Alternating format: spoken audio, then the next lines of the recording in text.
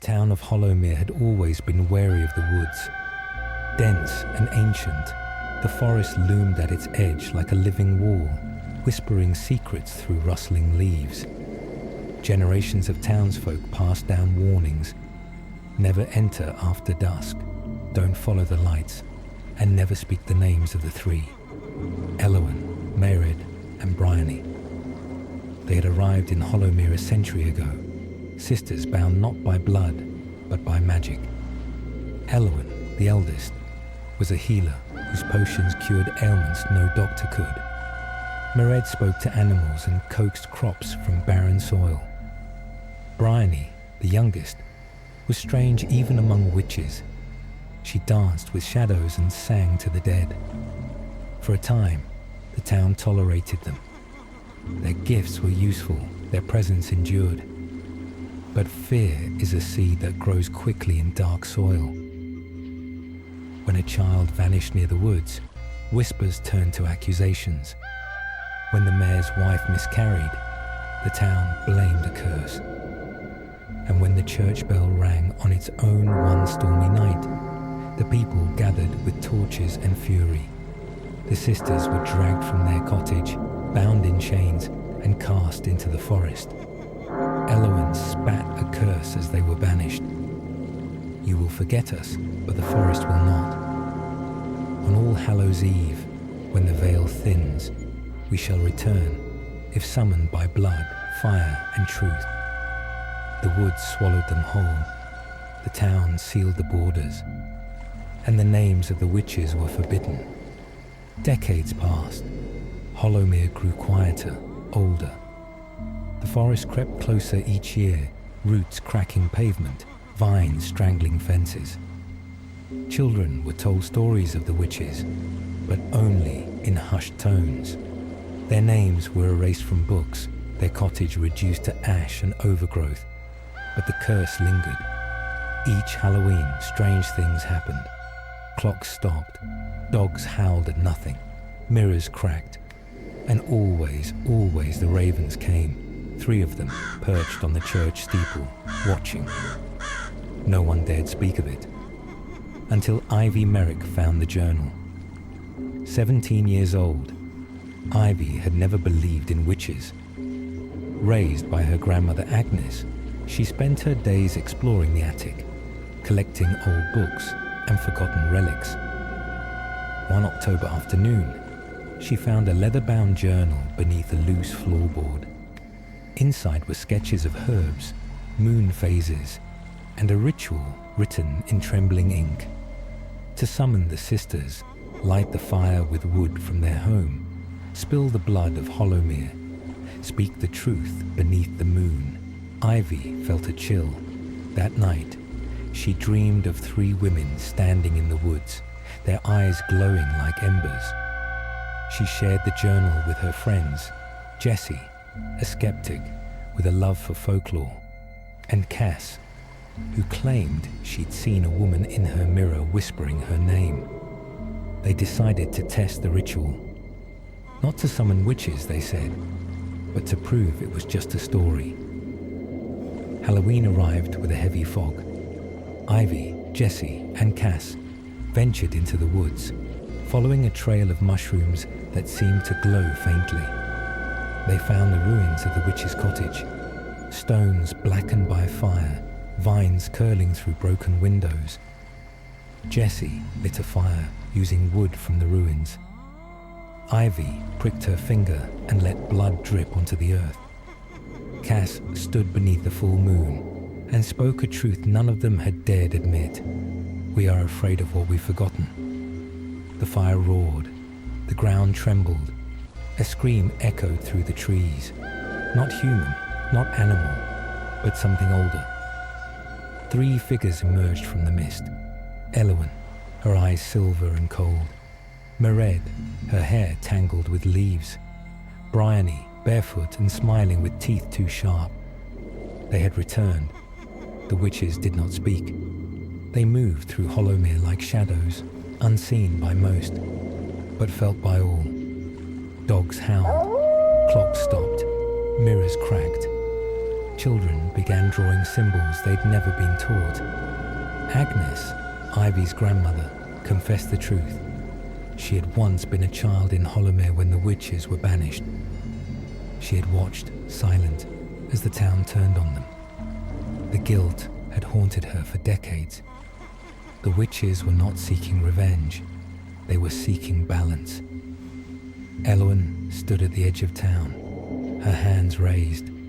Mairead summoned crows that circled overhead. Bryony whispered to the shadows, and they moved. The town gathered in fear. Ivy stepped forward, journal in hand.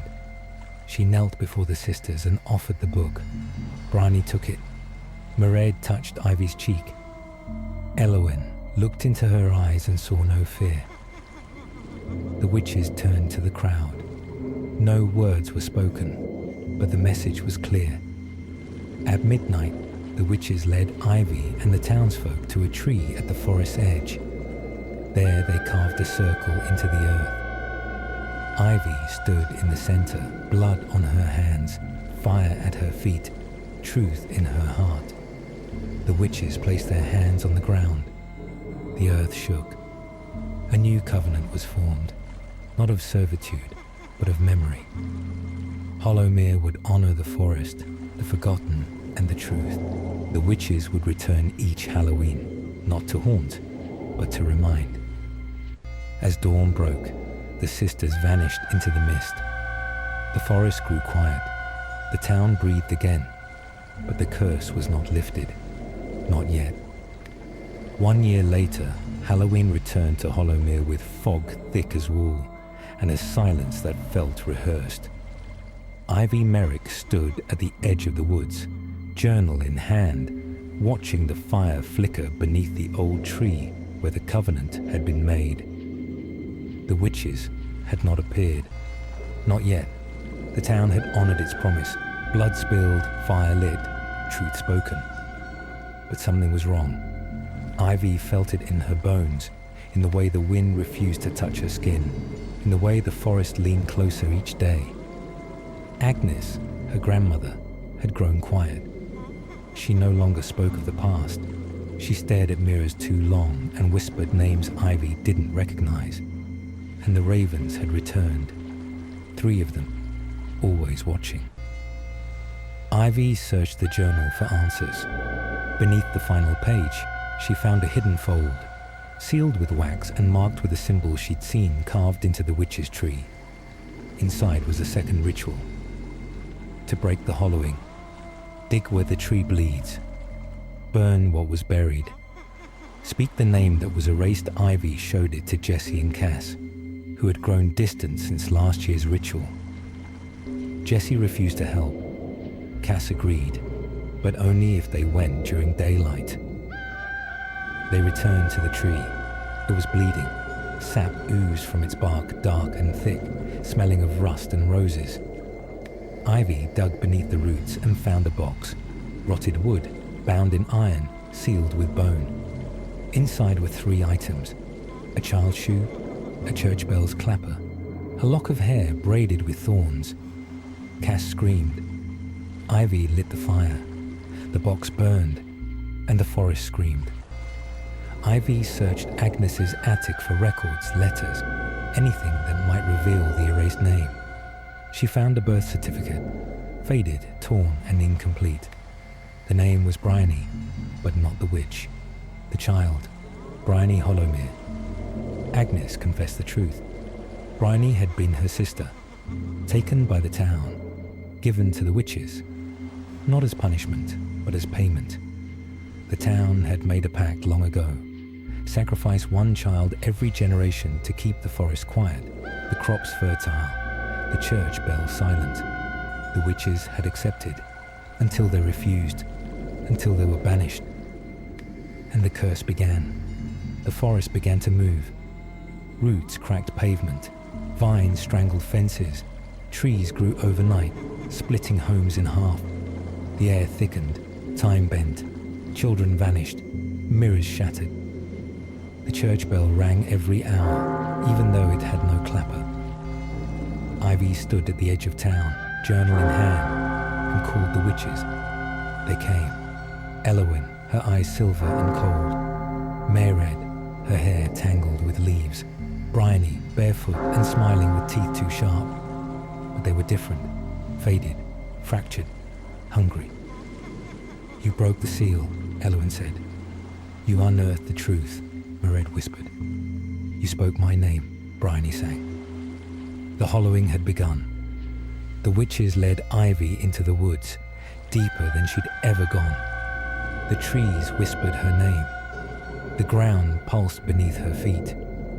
They arrived at a clearing filled with mirrors, hundreds of them, hanging from branches, buried in soil, floating in air. Each mirror showed a different Hollowmere. One where the witches ruled, one where the town burned, one where Ivy never existed.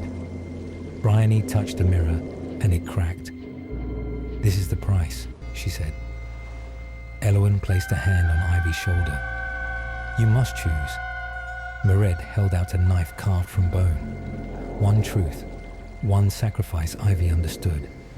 To break the curse, someone had to remember everything, and someone had to be forgotten.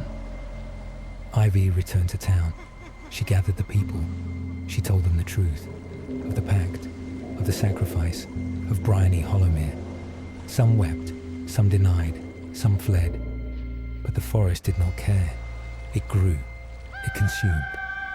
Ivy stood beneath the witch's tree, blood on her hands, fire at her feet, truth in her heart. She spoke the name, Bryony Hollowmere. The ground split, the mirrors shattered, the witches screamed, and Ivy vanished. Dawn broke. The forest grew quiet. The town breathed again. The witches were gone. The hollowing was over. But Ivy was not forgotten. Each year, on Halloween night, the fire is lit, the blood is spilled, and the truth is spoken, not to summon, but to remember. A new name is carved into the tree, Ivy Hollowmere.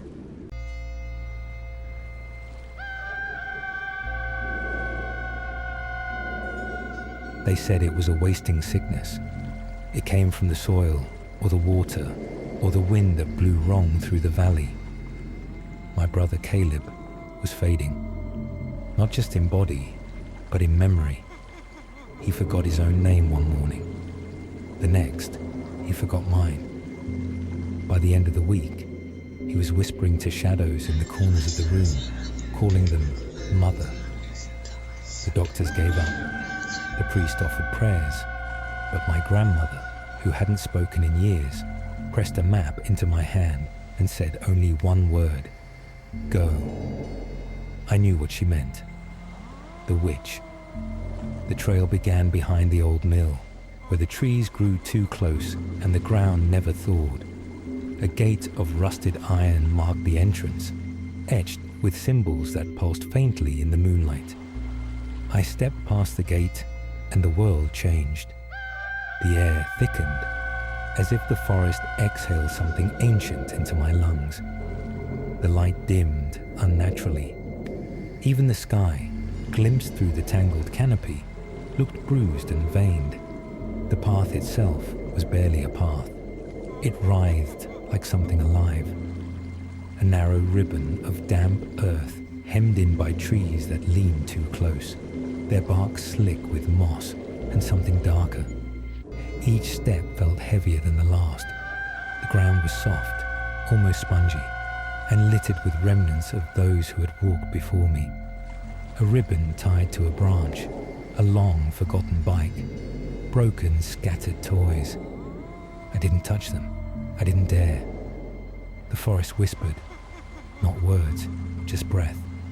A slow, deliberate exhale that brushed the back of my neck no matter which way I turned. It came from the trees, from the soil, from the spaces between things. I felt watched, not by eyes, but by memory. Then came the sounds. A lullaby hummed in reverse, a creaking like a rocking chair moving on its own, the distant clink of glass, and beneath it all, a low, rhythmic thumping, like a heartbeat buried deep in the earth. I passed a tree carved with faces, some weeping, some screaming, some smiling with mouths too wide. Their eyes followed me. The path narrowed. Vines slithered across the trail, slick and warm to the touch. One wrapped around my ankle briefly. The trees grew closer, their branches interlocking overhead until the sky disappeared entirely. I was walking through a tunnel of bark and shadow. Then the ravens came. One perched above me, its head tilted unnaturally. Another landed on a stump, staring with eyes that gleamed like wet obsidian. The third followed from behind. I watched. The story said the ravens were her eyes. I tried not to look at them. The path twisted again, in circles. Trees rearranged themselves. I whispered my brother's name. The ravens flew. The path opened. It stood in a clearing that hadn't existed moments before, a crooked structure of rotting wood and bone. Its roof sagged like a tired sigh, and its windows were black as night. Smoke curled from the chimney, smelling of burnt honey and wet stone. The door creaked open. The witch. She was tall, impossibly thin, with skin like cracked porcelain and eyes that reflected no light. Her hair hung in tangled ropes, and her fingers were too long, bending in ways that defied anatomy. "You've come for the boy," she said. I nodded. She turned and vanished into the hut. I followed. The interior was larger than it should have been. Shelves lined the walls, filled with jars, teeth, feathers, eyes that blinked. A fireplace crackled without flame. In the center of the room stood a cauldron. Beside it, a table carved from a single bone. She moved like smoke. She ground herbs that smelled of grief and stirred liquids that shimmered like memory. She whispered names I didn't know. The potion was thick and green, swirling with flecks of gold and red. She poured it into a vial made of glass so thin it hummed. I took the vial. She placed a hand on my chest. Her fingers were cold. "He will wake," she said, "but something will sleep." I turned to leave. The path was different. The air tasted of rust and roses.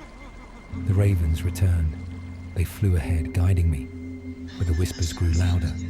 I heard my own voice, begging me to turn around. I didn't. The ground shifted. I stepped over roots shaped like hands. I passed a mirror hanging from a branch. It showed me older, hollow-eyed, lost and vacant. The vial pulsed in my pocket. I felt it watching. At the edge of the woods, the gate waited, but something stood in front of it. A figure made of shadow and bone. It didn't speak. It held out its hand. I gave it a drop of the potion. It vanished. The gate opened. I stepped through. He woke at dawn. His eyes were clear. His breath was steady. He didn't remember me. He called me the Watcher. He said the ravens told him stories. He said the woods were beautiful. I asked my grandmother what it meant. She wept. She said nothing. But we all knew the woods took something.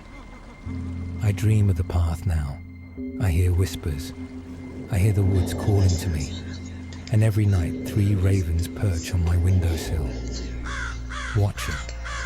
Waiting.